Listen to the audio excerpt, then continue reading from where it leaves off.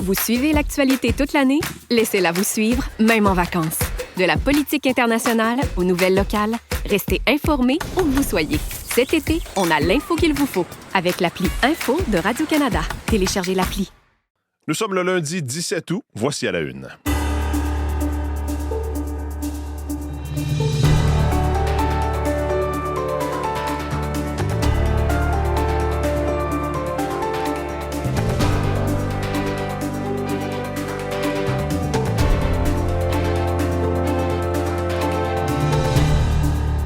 Bonjour, bon lundi, bienvenue à cette nouvelle édition, nouvelle saison d'À la Une. Je m'appelle Mathieu Bellumeur, très heureux de vous retrouver ce matin pour cette 5e saison pour moi à l'animation d'À la Une. Donc que vous soyez à l'écoute sur l'application audio, à la radio ou même à la télé sur RDI, parce que vous savez que dès 5h30, juste avant l'équipe de Première Ligne, on reprend donc cette diffusion télé d'À la Une également. Alors ça me fait plaisir de vous retrouver. J'espère que vous avez passé un bel été, bien que je sais que cet été n'est pas fini. Il y a encore peut-être des gens à l'écoute qui sont en congé, en vacances, bien que les rentrées scolaires arrivent à grands pas. Je pense entre autres aux gens du cégep pour qui ça va se faire dans bien des cas cette semaine.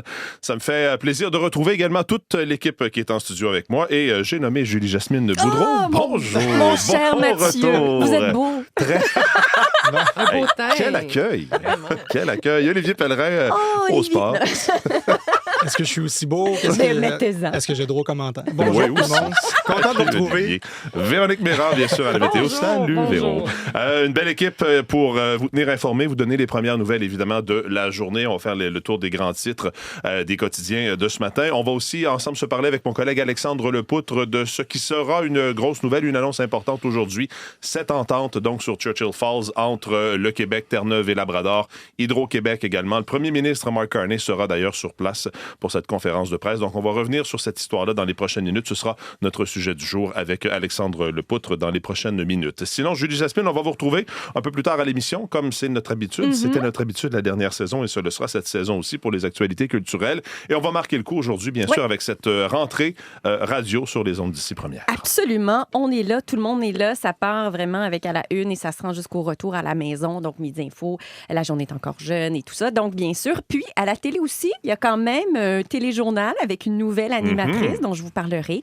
On aura plus de détails cette semaine, mais quand même. Alors, vraiment, c'est signe que ça sent la cuillerette puis que le coffre à crayon faut aiguiser et tout ça.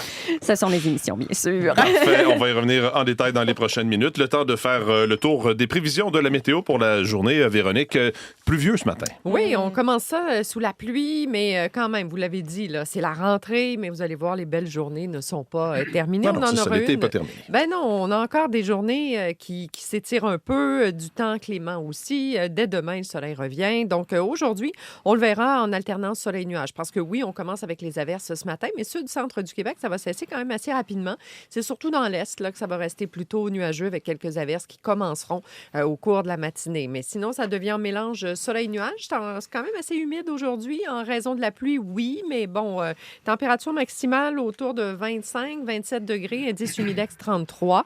La nuit prochaine, on aura des minimums entre 13 et 15 degrés sur les régions plus au sud. Et demain, sous un ciel en alternance soleil-nuage, 24 à 26 degrés. Un autre système qui va passer mercredi, mais rapidement. Et par la suite, jeudi, vendredi, on retrouvera du beau temps. Donc, c'est quand même une semaine qui sera agréable, moins instable que la semaine dernière. La semaine dernière, le bureau des plaintes était ouvert.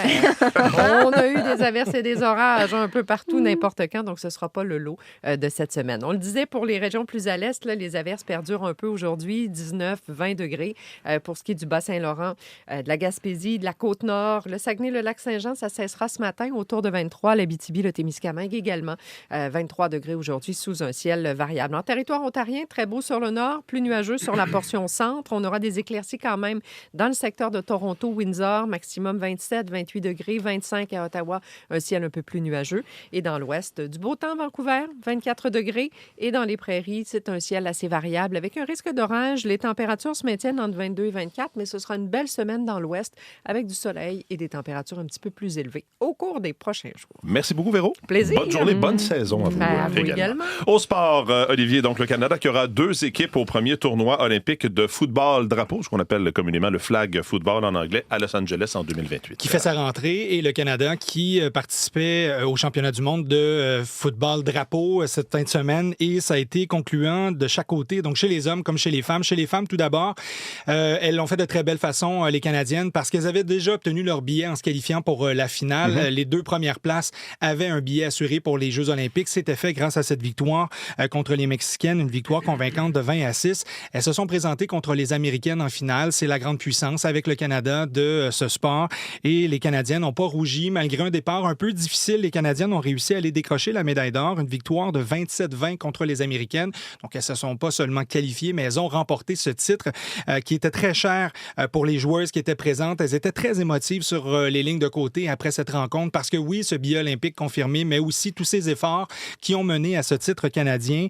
L'année dernière, elles étaient demeurées à court. Elles avaient participé à une finale contre le Mexique qui avait été arrêtée abruptement en raison de la météo. Elles n'avaient donc pas pu goûter à ce titre. Et là, les voilà championnes avec ce billet en poche. On peut écouter Sarah Parker, qui est quart arrière de cette équipe canadienne, qui a décroché d'ailleurs le titre de joueuse par excellence du tournoi, nous parler de l'importance de cette victoire et surtout de l'équipe qui s'est fédérée autour de ce projet. On l'écoute.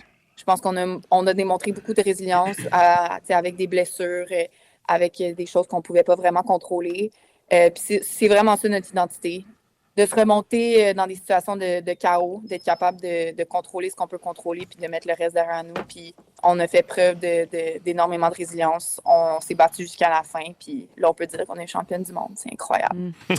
Et bientôt, peut-être qu'elles pourront se compter parmi cette grande famille d'Olympiennes parce qu'il reste du chemin à faire quand même jusqu'en 2028. Peut-être que certaines des joueuses qui ont décroché ce titre y seront pas, mais quand même, c'est une médaille qui est importante. Je vous invite à écouter Caroline Moquin-Joubert, qui est partenaire de jeu de Sarah Parker.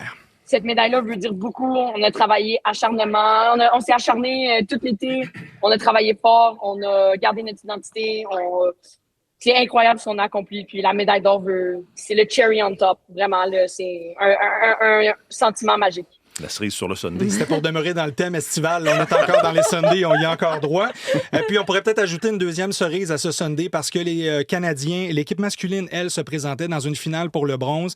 Une victoire donnait une place aux Jeux olympiques parce que les Américains, étant déjà qualifiés d'office en étant le pays hôte, se retiraient de ces 2 meilleures équipes qui devaient obtenir les places. Et donc, le Canada affrontait le Mexique et ça a été une victoire à l'arraché, une victoire de 34-26 en prolongation. Donc, les Canadiens seront aussi de l'aventure lors des Jeux olympiques de Los Angeles en 2028. Donc, disons que c'est mission accomplie pour ces 2 équipes. Restera par faire certaines choses. Peut-être composer cette équipe qui pourrait peut-être leur permettre d'aller décrocher une médaille en 2028. Mais ça a été tout un week-end pour les Canadiens. Un mot de tennis. Un gagnant de l'Omnium Banque Nationale qui a mordu la poussière dès sa rentrée à Cincinnati. C'est l'Américain Ben Shelton. On a beaucoup parlé de ses horaires très chargés avec ses tournois qui se succèdent. Jeudi dernier, il remportait le tournoi. Déjà le lendemain ou 24 heures plus tard, il était à Cincinnati pour se préparer pour ce tournoi. Il a perdu hier en 2 manches de 6-4, 6-4 contre le Portugais Jaime Faria. Il y a l'autre championne, par contre, à Montréal, Iga Swiatek, qui, elle, est demeurée vivante. Elle a remporté son premier match contre la Colombienne Emiliana Arango en 2 manches de 6-3, 6-0. Bon départ aussi pour des Québécois. Félix Auger-Aliassime qui a remporté son match contre le Grec Stefanos Tsitsipas en 2 manches, assez expéditif. Et Leilani Fernandez en a fait autant dans son premier match. Une victoire en 3 manches. Donc, c'est le début pour tout le monde. On est dans les derniers préparatifs pour ce tournoi majeur qui approche les internationaux des États-Unis, qui sera le dernier tournoi majeur de la saison. Merci Olivier. Un plaisir. Bonne journée. Au revoir.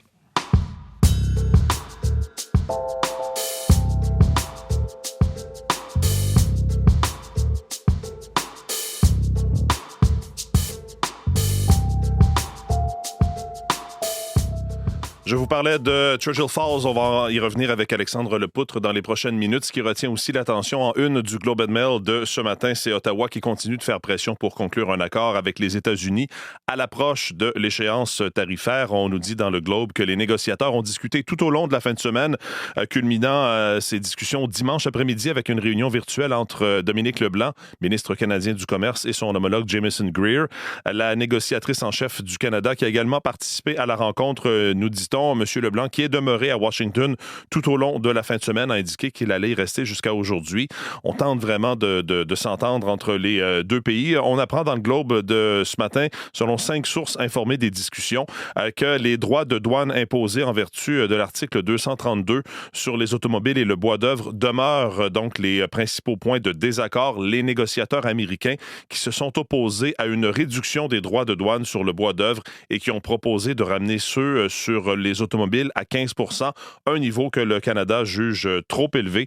Donc, ce sera à suivre encore aujourd'hui, ces discussions. Il y aura peut-être des développements, mais compte rendu donc des derniers éléments de la discussion en une du Globe and Mail de ce matin. Je vous parle maintenant du site de Radio-Canada, article signé de mon collègue Thomas Gerbet. Le pass mobilité du PQ creusera un trou d'au moins 77 millions de dollars par année. Un manque à gagner donc pour les sociétés de transport qui devra être épongé par le gouvernement du Parti québécois. Le Parti québécois qui avait qui promet une passe mobilité à 95 dollars par mois partout au Québec, qui va priver donc ces sociétés de transport d'au moins 77 millions de dollars par année. Radio-Canada qui a obtenu des données inédites, entre autres le nombre de passes qui sont vendues par les sociétés de transport au-delà de 95 dollars. Et à ce manque à gagner, nous dit-on, il faudra ajouter l'impact financier pour les transporteurs interurbains par autocar, puisque nous avons appris plus tôt que le Parti québécois va s'engager à aussi offrir une réduction ou un rabais sur ses services. Réaction du Parti québécois, on nous dit que cette mesure a été chiffrée et qu'elle sera présentée dans le cadre financier durant la campagne électorale. Le Parti québécois n'avait pas jusqu'ici présenté ce que ça allait coûter. Donc, article de Thomas Gerbet à lire en une du site de Radio-Canada ce matin. En une de la presse, on nous parle des immeubles négligés qui sont un danger pour le public, particulièrement à Montréal. On nous dit, par exemple, qu'il y a une quarantaine de propriétés, 41 propriétés sur la liste des immeubles visés par des avis de détérioration qui sont potentiellement dangereux, qui sont négligés par leurs propriétaires et qui n'ont pas fait les travaux nécessaires. Un des édifices sur cette liste-là est là depuis, imaginez, 17 ans. Un autre abrite un hôtel qui reçoit encore des dizaines de clients, qui est entouré, l'immeuble en question, de structures pour protéger les passants d'éventuelles chutes de briques. Il y a eu une chute d'une façade d'immeuble au cours de l'été à Montréal, donc dossier à lire dans la presse de ce matin. En une du Devoir, le château Johann Beth qui est en danger, une demeure patrimoniale construite en 1898. Il y a un trou dans le toit qui inquiète entre autres les citoyens. C'est une majestueuse demeure patrimoniale de la Côte-Nord. Et là, il y a des problèmes au niveau de la structure et il y a une inquiétude de la part de la communauté. Il y a même une lettre qui a été envoyée le 21 juillet par l'organisme Action Patrimoine qui demande au ministère de la Culture et des Communications d'intervenir pour éviter le pire. Vous avez les détails en une du Devoir. Et je termine par le Journal de Montréal, Journal de Québec qui nous raconte l'histoire de clients qui se retrouvent donc avec des problèmes à la suite de début de travaux de rénovation par un entrepreneur. Des clients qui se retrouvent par exemple avec des salles de bain détruites ou des travaux jamais commencés. Pourtant, après avoir dans certains cas versé des sommes dépassant jusqu'à 30 000 $, une entreprise de rénovation d'Écobec, on la nomme dans l'article, qui est maintenant injoignable. Donc des clients qui ont de la difficulté à faire terminer des travaux qui avaient été entrepris par l'entreprise en question. C'est en une du Journal de Montréal.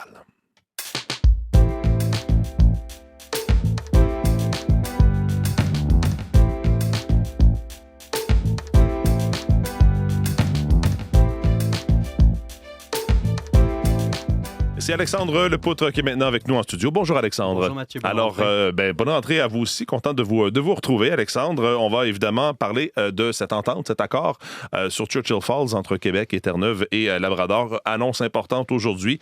Christine Fréchette est d'ailleurs attendue à Saint-Jean en début d'après-midi. Elle sera entre autres en compagnie de la PDG d'Hydro-Québec, Claudine Bouchard. Oui, il y a également le premier ministre Mark Carney qui sera présent. Ça montre aussi peut-être que le fédéral a joué un rôle dans cet accord qui concerne le Québec et Terre-Neuve et Labrador. Peut-être un rôle de facilitateur avec des engagements du gouvernement fédéral. On va le savoir aujourd'hui. Donc effectivement, ça va se passer en début d'après-midi. L'entente sera officiellement signée entre Christine Fréchette et son homologue de Terre-Neuve et Labrador, Tony Wakeham. C'est la deuxième fois en moins de 2 ans que ces provinces signent un accord sur Churchill Falls, puisque, souvenez-vous, en 2024, les anciens premiers ministres François Legault et Andrew Furry s'étaient entendus, mais entre-temps, il y a eu une élection à Terre-Neuve et Labrador. Le conservateur Tony Wakeham a été élu et il a voulu en fait remettre l'entente à plat, remettre l'entente sur la table. Il considérait que l'entente qui avait été signée ne servait pas les intérêts de Terre-Neuve. Selon cette nouvelle entente, il semblerait que c'est le cas, mais à Québec, les partis d'opposition estiment que c'est un peu précipité comme accord à quelques semaines des élections. On va écouter Ruba Gazal de Québec solidaire, Charles Milliard du Parti libéral et Pascal Paradis du Parti québécois. Si l'entente, elle est aussi extraordinaire ici, elle est si importante et bonne pour les Québécois, ben pourquoi elle n'attend pas juste le passage de la campagne électorale pour qu'on ait le temps, que les Québécois aient le temps de savoir c'est quoi les termes de l'entente. Mais nous, on est en faveur d'une entente qui sera gagnant-gagnant pour Québec et Terre-Neuve. Alors, on va la lire pour l'instant, contrairement à mes adversaires qui ne veulent même pas la lire et qui la dénoncent déjà. C'est étonnant d'essayer de comprendre comment il se fait qu'on est arrivé à une entente finale en 2024 qui nous a été présentée à l'époque comme une entente gagnant-gagnant, une entente finale, mais finalement, elle a été révoquée, elle a été déchirée par Terre-Neuve qui veut en obtenir plus. Réaction donc politique. On aura les détails, vraiment, je le disais avec cette annonce aujourd'hui, de l'entente en question, mais on a déjà certains éléments qui sont connus de ce que contient l'entente en question. Oui, effectivement, il y a beaucoup d'inconnus, Mathieu, vous le dites, mais selon nos informations, les quelques informations qu'on a, les deux provinces recevraient beaucoup plus d'électricité que prévu. Il y a un consensus des deux parties pour développer la nouvelle centrale, le projet de Gull Island, et en plus de ça, il faut moderniser la centrale existante de Churchill Falls. Il y a un accord là-dessus. Tout ça va décupler la production. Autant pour le Québec que pour Terre-Neuve et Labrador, la capacité de production augmenterait de 27% par rapport à la situation actuelle. Donc, c'est près d'un tiers, c'est assez considérable. L'autre nouveauté, c'est qu'il y aurait un volet éolien à ce projet. Alors, c'est une bonne entente, nous dit Louis Baumier, directeur de l'Institut de l'énergie Trottier à Polytechnique Montréal. C'est une entente gagnant-gagnant dans le sens où le Québec vient ajouter beaucoup de production, donc beaucoup de puissance et beaucoup d'énergie. Et même chose pour Terre-Neuve, je pense que c'est une entente gagnant-gagnant. Donc, qu'est-ce qu'on irait chercher de plus? Très franchement, je vois pas que... Je pense qu'on ferait juste nourrir encore les compétences de ces gens-là. Et voilà, je pense qu'il n'y a pas grand-chose à aller gagner, sinon que des points, des gains politiques, mais bon. On verra les développements aujourd'hui. Ceci dit, il y a encore quelques obstacles. Oui, il y a des réserves de la nouvelle chef de la nation Innu du Labrador qui a été élue avant-hier. Donc, il pourrait y avoir un référendum dans la communauté. Et Tony Wakeham, le premier ministre de Terre-Neuve et Labrador, avait lui aussi promis le soir de son élection qu'il y aurait un référendum sur cette entente. Enfin, que se passera-t-il au Québec à l'automne si un autre parti, un autre gouvernement arrive au pouvoir? La saga, on le comprend, n'est pas terminée. On va suivre ça en tout cas aujourd'hui avec un grand intérêt. Merci Alexandre. Merci. Bonne journée. Bonne journée.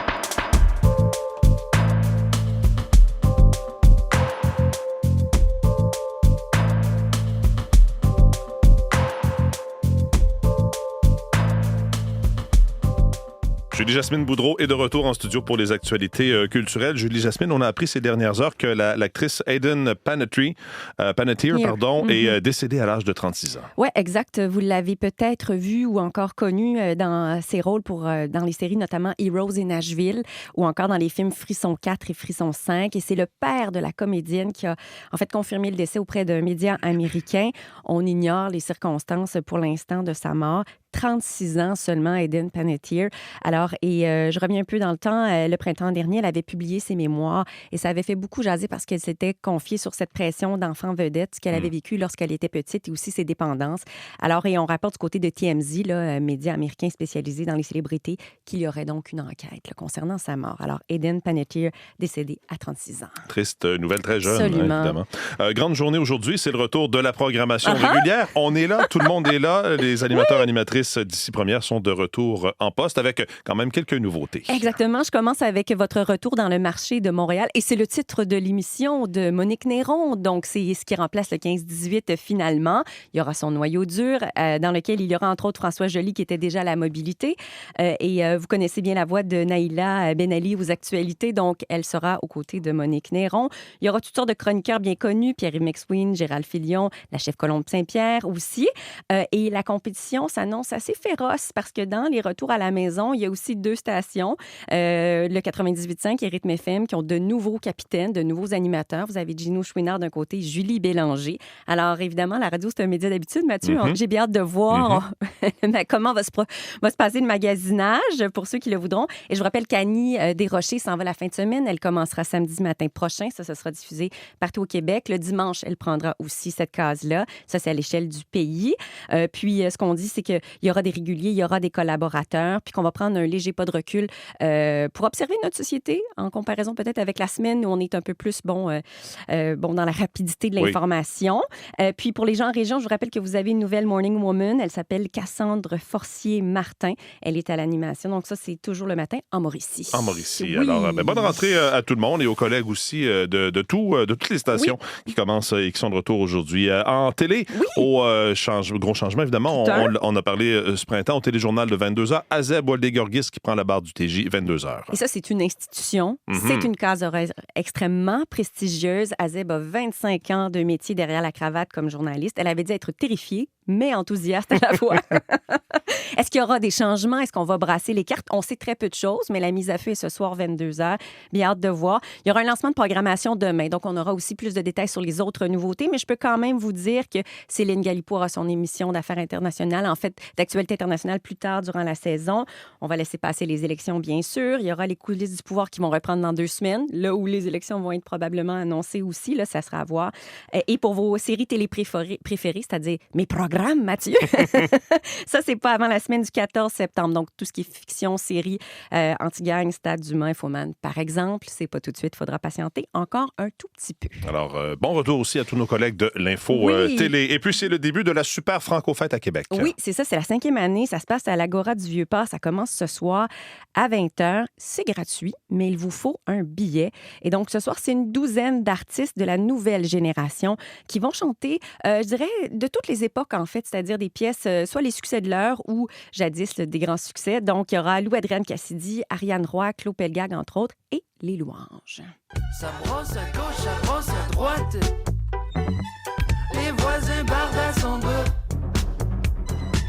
Je m'entends plus penser, est-ce que c'est pareil pour toi? Pourquoi gueuler si on s'entend pas? Alors, c'est bien correct parce que ça, c'est le titre de la chanson. C'est Les Louanges Vincent Roberge qui sera là. Donc, 5 soirées comme celle-ci. Vous attendez à Québec dans les prochains jours. Merci, Julie Jasmine. Salut. Bonne journée. À demain. Je me tourne maintenant vers ma collègue Marie-Michel Borduas qui est avec moi en studio. Que vous avez entendu d'ailleurs si vous nous avez suivis tout l'été dans nos radiojournaux. Salut Marie-Michel. Bonjour Mathieu. Rentrée scolaire, c'est le thème de la journée, la rentrée, la rentrée scolaire qui se prépare au Québec. Et voilà, d'une rentrée à l'autre, la centrale des syndicats de la province et ses fédérations du réseau vont tenir ce matin une conférence de presse en vue de ce retour en classe. Ce sera notamment l'occasion aussi là, pour la CSQ de dresser un portrait des différents enjeux à l'approche également du déclenchement de la campagne électorale au Québec. Les étudiants des cégeps vont commencer leur session cette semaine. Les élèves du primaire, du secondaire vont retourner sur les bancs d'école à partir de la semaine prochaine. Et puis, dans les autres provinces, les élèves retournent en classe là, pour la plupart après la fête du travail. Et puis, un rapport préélectoral qui est attendu aujourd'hui. Oui, la vérificatrice générale du Québec qui va tenir une conférence de presse sur son analyse détaillée contenue dans le rapport préélectoral 2026. C'est un document qui évalue les prévisions budgétaires préparées par le gouvernement qui servent à établir le cadre financier, la dette, donc voir si tout ça, c'est plausible à l'aube donc de la campagne. Et puis sinon, sur la scène internationale, il y a l'émissaire américain et gendre de Donald Trump, Jared Kushner, qui doit rencontrer Benjamin Netanyahou aujourd'hui en Israël. Le but, c'est de faire avancer le plan de paix américain à Gaza. On sait que Benjamin Netanyahou a rejeté la dernière feuille de route américaine. Merci beaucoup, Marie-Michel. Bonne journée. Eh bien, on se souvient comment ça fonctionnait, faire de la radio. Je pense qu'on n'a pas trop perdu nos réflexes, tant mieux. Voilà pour cette édition d'À la Une. Merci d'être avec nous. Vos équipes du matin prennent le relais. Bonne rentrée, bon début de saison. Et puis, on se reparle demain. Salut. Il y a beaucoup de bonne musique country québécoise. C'est pour danser, c'est pour la fête. Même les chansons très, très, très tristes. Écoutez Ici Musique Country, une nouvelle radio musicale sur Radio-Canada Audio.